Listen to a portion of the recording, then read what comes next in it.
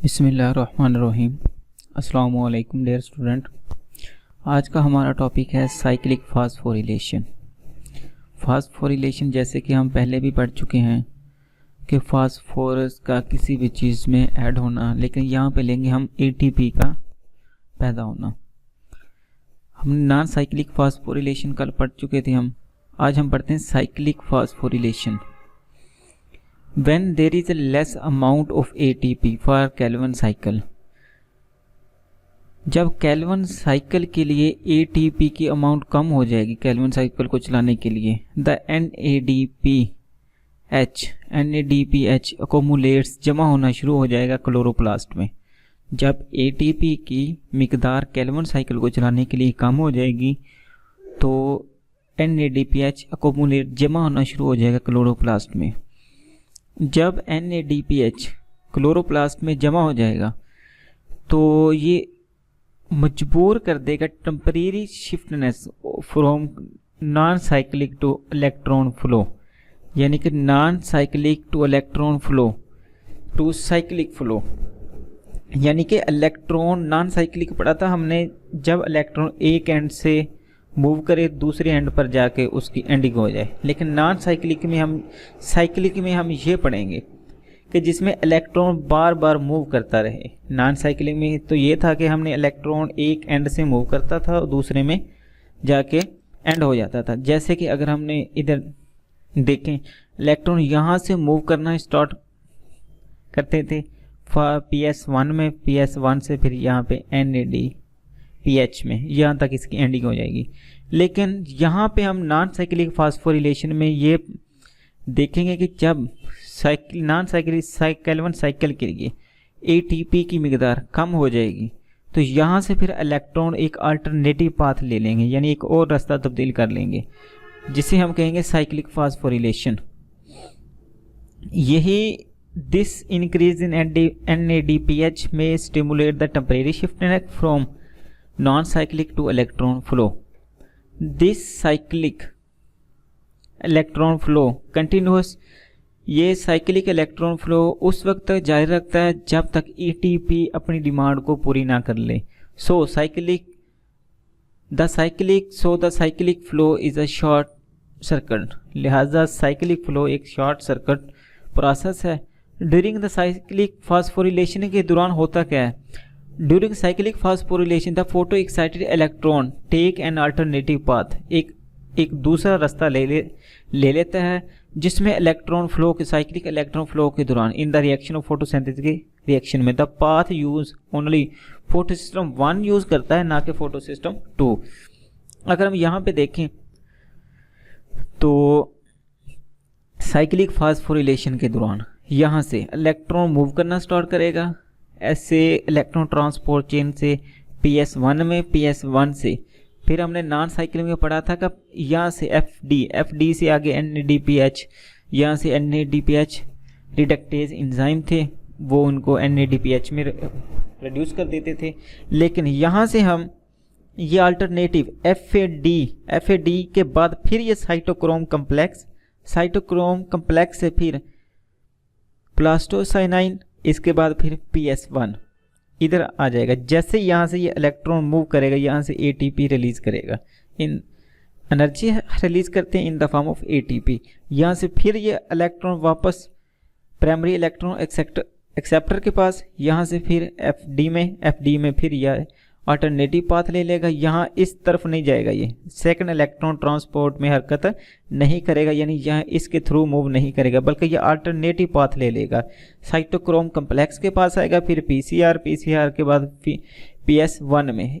जब cytochrome complex से PS में आएगा तो यहाँ से एनर्जी खारिज करेगा AT की फॉर्म में, लिहाजा ATP की रिक्वायरमेंट पूरी होती जाएगी। और जब तक ये रिक्वायरमेंट पूरी नहीं होती तो साइक्लिक फास्फोरिलेशन चलता रहता है उस वक्त। यही कुछ इधर लिखा हुआ है, the chlorophyll during cyclic phosphorylation the photo electron take an alternative path, एक दूसरा रास्ता ले लेता है जिस साइक्लिक इलेक्ट्रॉन फ्लो कहते हैं इन द रिएक्शन फोटोसिंथेसिस के रिएक्शन में। द पाथ यूज, ये अमल जो कि इस्तेमाल किया था सिर्फ ओनली 1 फोटो सिस्टम यूज करता है, ना कि photo system 2। During the cyclic phosphorylation के दौरान होता क्या है, द क्लोरोफिल टू यहाँ से हम बात करें क्लोरोफिल 2 और फोटो सिस्टम 1 एब्जॉर्ब लाइट को एब्जॉर्ब करेगा यहाँ से फोटो सिस्टम 2 और फोटो सिस्टम 1 यहाँ से फोटो सिस्टम 2 से लाइट को एब्जॉर्ब की जाएगी 1 की तरफ। The energy drive the electron from P7 of photo PS1 to primary electron acceptor.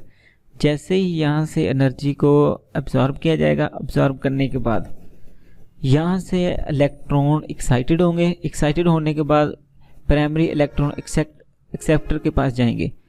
PS1 two electron acceptor which produce electron hole in the chlorophyll. जैसे ही electron यहाँ से PEA के पास जाएंगे तो यहाँ पर इलेक्ट्रॉन होल पैदा हो जाएगा, डेफिशिएंसी हो जाएगी इलेक्ट्रॉन्स की, यानी ऑक्सीडेशन हो जाएगी। The primary electron acceptor of PS1 transfer the photo excited electron, यानी यहाँ से द प्राइमरी इलेक्ट्रॉन एक्सेप्टर है, यहाँ से फोटो सिस्टम 1 इसके फोटो सिस्टम 1 के ट्रांसफ़र कर देते हैं फिर इसी इलेक्ट्रॉन को। अब यहाँ पे देखें इलेक्ट्रॉन जा रहे हैं FD में कन्वर्ट उसके पास ट्रांसफ़र कर देते हैं। देन फिर इलेक्ट्रॉन आर ट्रांसफ़र, फिर इलेक्ट्रॉन ट्रांसफ़र किए जाएंगे फ्रॉम फ्री रिडक्शन से साइटोक्रोम कम्प्लेक्स में इन ETC यानी इलेक्ट्रॉन ट्रांसपोर्ट चेन में। During the cytochrome complex finally cytochrome complex finally तौर पर these electron to excited chlorophyll of photo system के जो P700 इधर ये इलेक्ट्रॉन यहाँ पे शिफ्ट हो जाएंगे, इसका होल फिल कर देंगे। द इलेक्ट्रॉन ऑफ ATP के electron is produce during the transfer of electron through ETCP by chemiosmosis. यहाँ से इलेक्ट्रॉन जैसे ही नीचे हरकत करना मूव करेंगे तो ये ATP बनाएंगे, एनर्जी रिलीज करेंगे ATP की फॉर्म में। वो एनर्जी किसके ज़रिए से, कौन से प्रोसेस के ज़रिए से पैदा की जाएगी, उसे हम कहते हैं केमियो ऑस्मोसिस। ये हम आगे अभी नेक्स्ट इसे डिस्कस करेंगे, what is a cameo osmosis.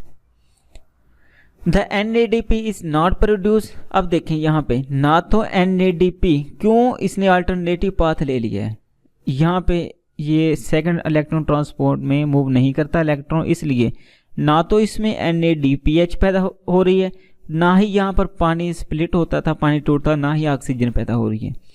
As the same excited electron, इसी तरह फिर दूसरा एक्साइटेड इलेक्ट्रॉन PEA के पास जाएगा, PEA के पास FD में जाएगा, FD के बाद साइटोक्रोम कम्प्लेक्स के बाद PC में बाद फोटो सिस्टम 1 यहाँ पे जो होल क्रिएट होगा उसको पैदा करेगा। फिर यहाँ से जब ये नीचे हरकत करेगा एनर्जी को रिलीज करेगा इन द फॉर्म AT की फॉर्म में।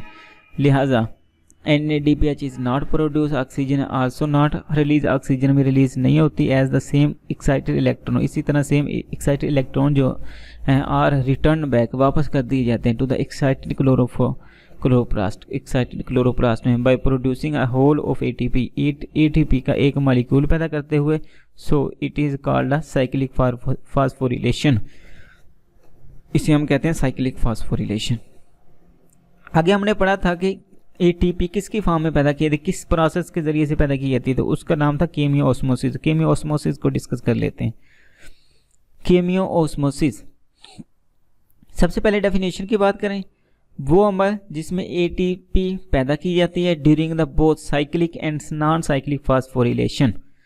अगर हम यहाँ आ जाएं तो ये था नॉन साइक्लिक फास्फोरिलेशन का पाथ। अगर सेकंड चेन भी इनमें इलेक्ट्रॉन ट्रांसपोर्ट की इन्वॉल्व हो तो ये कहलाता है नॉन साइक्लिक फास्फोरिलेशन। इसके दौरान भी ATP पैदा हुई थी, लेकिन अब ऐसे इलेक्ट्रॉन आए और इसने अल्टरनेटिव पाथ लिया, इसके दौरान भी ATP पैदा हुई। यानी नॉन साइक्लिक के दरमियान भी ATP पैदा हुई और साइक्लिक के दरमियान भी ATP पैदा हुई with the process of cameo osmosis. Cameo osmosis के जरिए से ये ATP पैदा की जाती है। यहाँ पे देखें केमियो ऑस्मोसिस की डेफिनेशन, वो अमल जिसमें ATP पैदा की जाती है during cyclic and non cyclic phosphorylation के दौरान। दिस इज़ अ प्रोसेस, ये वो अमल है डेट यूज मेम्ब्रेन, जो कि मेम्ब्रेन को इस्तेमाल करता है टू कपल, यानी कि दोहराने के लिए the redox reaction, with the ATP production, जिसका ताल्लुक एटीपी की प्रोडक्शन से होता है। The electron transport chain pumps photons. अगर सबसे पहले हम डायग्राम समझें, यहाँ पे देखें ये PS2 है, PQ प्लस 2Q9, यहाँ पे साइटोक्रोम कम्प्लेक्स प्लस 2साइनाइन, और ये अगर हम इसकी बात करें PS1 यानी फोटो सिस्टम 1, ये FeD। यहाँ से इलेक्ट्रॉन हरकत करना शुरू करते हैं और यहाँ से एक पानी का मॉलिक्यूल स्प्लिट होता था जिससे इलेक्ट्रॉन खर्च होते थे। इलेक्ट्रॉन ट्रांसपोर्ट चेन के ज़रिए से हरकत करते थे, लेकिन पानी में से ऑक्सीजन रिलीज होती थी। हाफ मॉलिक्यूल पानी का दूसरे हाफ मॉलिक्यूल के साथ मिलता था, ऑक्सीजन बनाता था, ऑक्सीजन एटमॉस्फेयर में चली जाती थी। अब ये हाइड्रोजन कहाँ जाते थे? हाइड्रोजन जैसे ही ये अकोमुलेट होना शुरू हो जाते थे थैलाकोइड मेम्ब्रेन की स्पेस में, और यहाँ पे इलेक्ट्रॉन जैसे ही जमा होने के बाद यहाँ से फिर इलेक्ट्रॉन एक एटीपी सिंथेज कम्प्लेक्स की मदद से इलेक्ट्रॉन नीचे की तरफ मूव करते और यहाँ पर स्टोमेटा में आकर इकट्ठे हो जाते।